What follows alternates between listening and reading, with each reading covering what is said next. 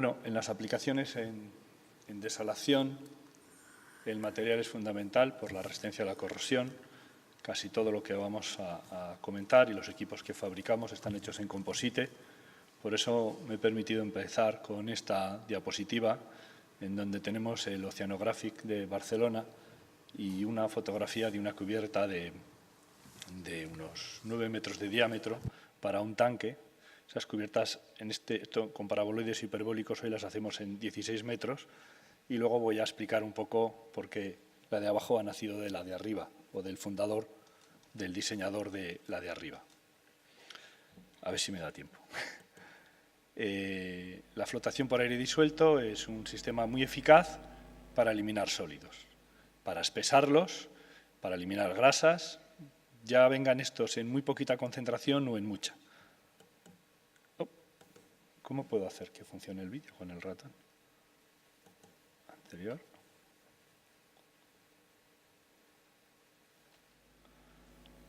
Bueno, ahí vemos unas probetas, el cronómetro está acelerado, pero vemos el principio de flotación por aire disuelto.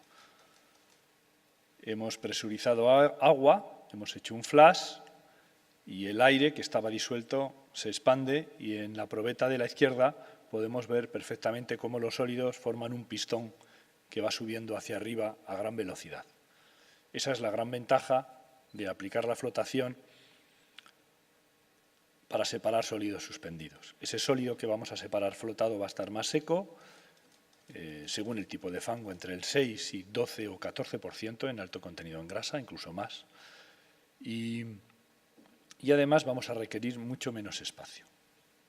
La flotación no es algo nuevo, pero llevamos bastantes años diseñando y construyendo máquinas para perfeccionarlo.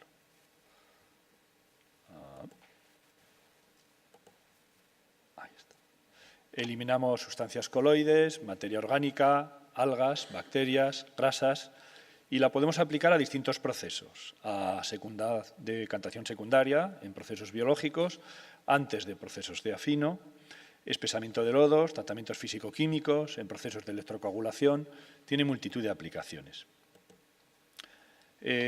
Siempre nos vamos a basar en las ecuaciones de flotación que nos lo da el teorema de Stokes. En esta formulita, que es el teorema de Stokes, pues nosotros sobre el agua, normalmente vamos a trabajar sobre agua, su viscosidad en función de la temperatura, no vamos a poder modificar nada, pero lo que vamos a poder modificar en esta ecuación son dos parámetros. La densidad de la partícula, que es lo que hace la flotación. Cuando le pego un sólido a una burbuja de aire al sólido, formo lo que llamamos la partícula gas. La partícula gas ya es algo con mucha menos densidad que el agua, y eso va a flotar hacia arriba a una velocidad. Y el diámetro de esa partícula. Cuando aumento su diámetro, entonces mejoro la velocidad ascensional, puesto que va al cuadrado. La primera modificación es lineal, la segunda al cuadrado.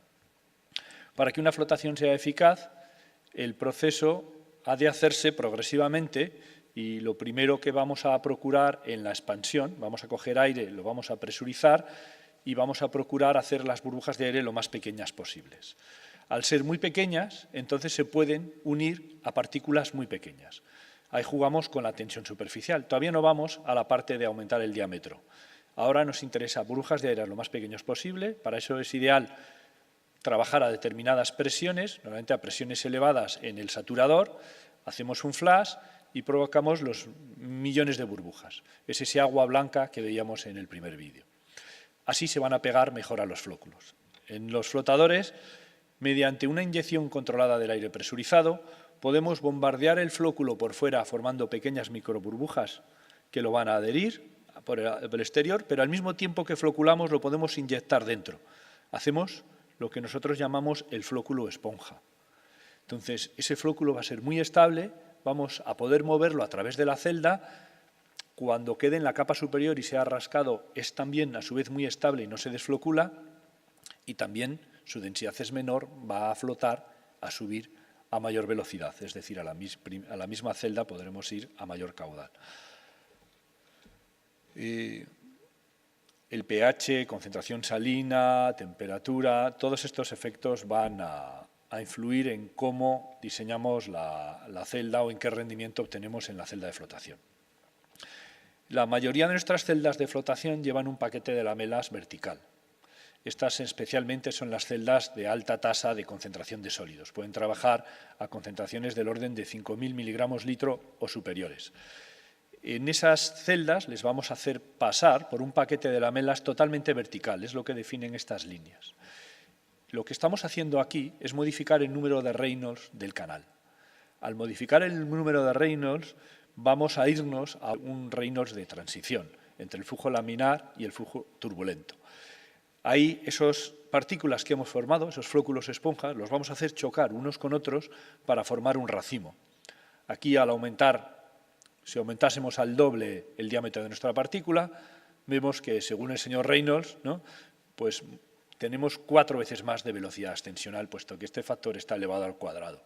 Efectivamente, cuando conectas estas celdas y las ves trabajando en la primera zona del paquete, a gran velocidad se eleva el fango y es rascado la parte más importante del fango o del residuo a eliminar. Estos son los DAF, están fabricados en composite. Este es el modelo Anaconda, que lleva el sistema tubular de inyección de productos químicos, que se fabrica o en polietileno o en polipropileno. Todas las partes en contacto con el agua, en lo posible, están hechas en composite o en plástico. La parte de tornillería, pues se puede fabricar de acero inoxidable, se puede fabricar, siempre va en 316 o acero dúplex, para altas concentraciones salinas. Estas celdas abiertas están diseñadas para poder trabajar con una alta concentración de sólidos. Ahora veremos otras que están diseñadas con lamelas para aumentar la superficie específica y, si bien pueden trabajar con menos concentración de sólidos, podemos llegar a caudales enormes. Los circuitos de presurización pueden ser también en acero inoxidable o en fibra de vidrio. Aquí vemos en una línea de montaje también un flotador totalmente cubierto para el caso que queramos hacer desodorización, desgasificación. Cuando hacemos físico-químico desde una homogenización anaeróbica, pues desgasificaremos, así en vez de tener que desgasificar toda la sala, solo la cabeza de la celda. Por especificaciones se puede construir en otros materiales como en inox o en polipropileno. Esta es una celda en 2 cuerpos, son las celdas de gran capacidad, llegan hasta 600 metros cúbicos hora. Como todos nuestros elementos, se fabrican y se transportan en contenedores. Pero claro, esta máquina tiene 4 metros y pico de altura, va a ser seccionada en 2 grandes piezas que se ensamblarán como un módulo. En aplicaciones de eliminación de algas, que hay baja concentración, agua salada y caudales bastante importantes, pues es una de sus aplicaciones. Para cuando a la salida de un decantador o de un sistema biológico queremos pulir el agua para que luego no saturemos los siguientes procesos y eliminar un porcentaje del orden del 80-90%, recordemos que aquí vamos a estar en 50, 100, 200 ppm de sólidos como mucho, pero podemos eliminar un gran porcentaje de esos sólidos, pues es otra de las aplicaciones interesantes. Aquí vemos también la línea de montaje de flotadores con varias celdas de flotación de gran caudal. Fabricar una pared plana en composite que no tenga interferencias internas, que permita que el flujo de caudal sea limpio, pues requiere una rigidez de la pared muy importante. Son paredes planas, no hay forma, trabaja a ménsula pura. Entonces, para eso, la composición de la pared es algo especial y se pueden fabricar estas máquinas en este material gracias a un desarrollo que se llama la tecnología de flex molding, en la cual conseguimos 2 cosas: fabricar un composite con una elevada concentración de fibra de vidrio. Ese composite, bueno, tengo aquí una muestra, ustedes están un poco lejos, no van a ver mucho, pero esto es una muestra de una pared de fibra de vidrio de unos 12 milímetros de espesor, 14 milímetros de espesor, pero su concentración de vidrio podríamos decir que está saturado. Estamos cerca del 70% en vidrio. Por un sistema normal de proyección en fibra de vidrio, tendríamos, en el mejor de los casos, un 30% de vidrio. Eso significaría que el espesor de la pared tendría que ser este. Entonces, cuando trabajamos en flex molding, se trabaja por vacío, se compacta el vidrio a base de vacío y luego se inyecta la resina controlando el vacío diferencial. Esta tecnología nos permite hacer esta pared mucho más resistente y un material más resistente. Pero además nos permite en la bolsa de vacío hacer esto. Es decir, que la pared, que es lo que vemos ahí en la filmina de la derecha, que la pared sea celular. Tengamos una pared en vidrio interna, otra pared en vidrio externa, unos links que conectan las paredes y una espuma intermedia que va a hacer de rigidificador separando las paredes. Así es como se hace, por ejemplo, el fuselaje de un avión en fibra de carbono. En un avión nunca pondrían la espuma, hay una forma de hacerlo.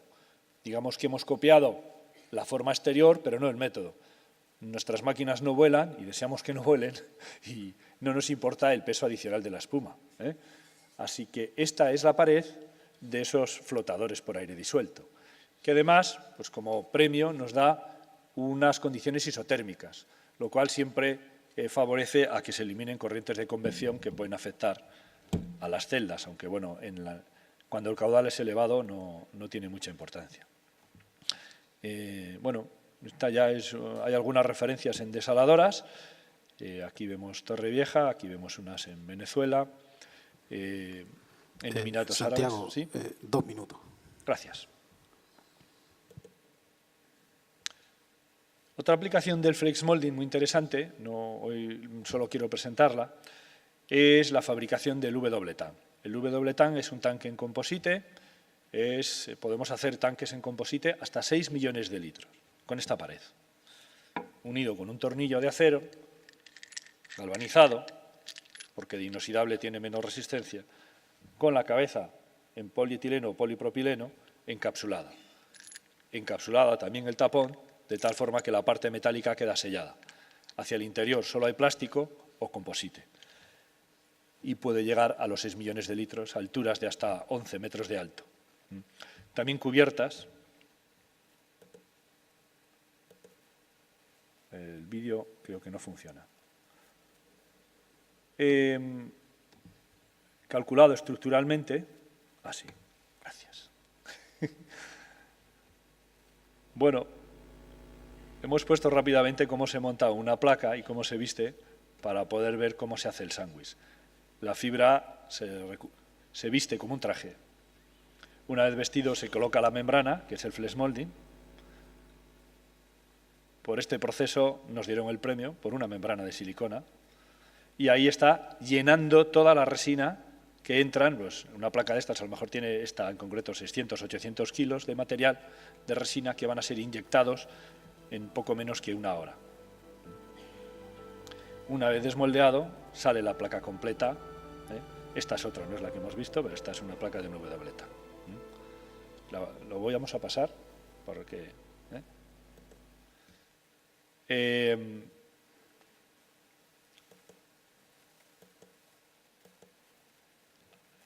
Una de las aplicaciones para los W-TAN con esta pared son los digestores anaeróbicos, que es bien interesante cuando en una reacción o en un proceso queremos mantener temperatura.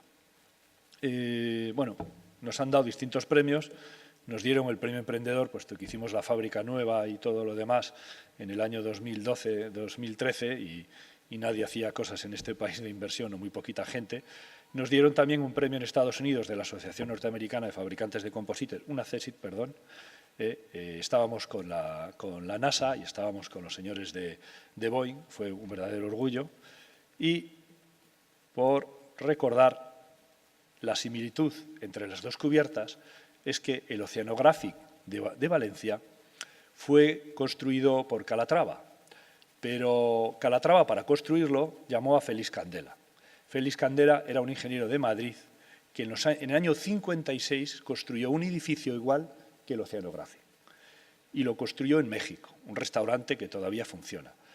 La gracia está en que el material, toda esa cubierta es de hormigón, su espesor no llega a los 5 centímetros de hormigón, una cubierta enorme. Y la gracia está en que el material trabaja y se diseña para que trabaje en su óptimo punto. Es decir, en concreto en las cubiertas del Oceanographic, están realizadas de tal forma que trabaje a compresión pura. El paraboloide hiperbólico elimina casi la totalidad de los esfuerzos de flexión. El hormigón trabaja a compresión pura, que como sabemos es su forma natural de trabajar, en lo cual es un gran resistente. El composite lo podemos hacer trabajar o a tracción pura o a compresión pura, en ambos casos. Cuando no hay flexión, hay una mínima deformación, entonces conseguimos el óptimo del material. Estas cubiertas que os enseñamos de 16 metros de diámetro, ahora mismo es donde estamos, tienen un espesor del orden de 4 milímetros y lo cierto es que le sobra. Lo único que ese espesor es necesario por las capas de gel-coa, resistencia ultravioleta y los demás materiales. Entonces, bueno, como estábamos en Valencia, pues quería hacer el comentario del ingeniero Félix Candela. Muchas gracias. Muchas gracias, Santiago.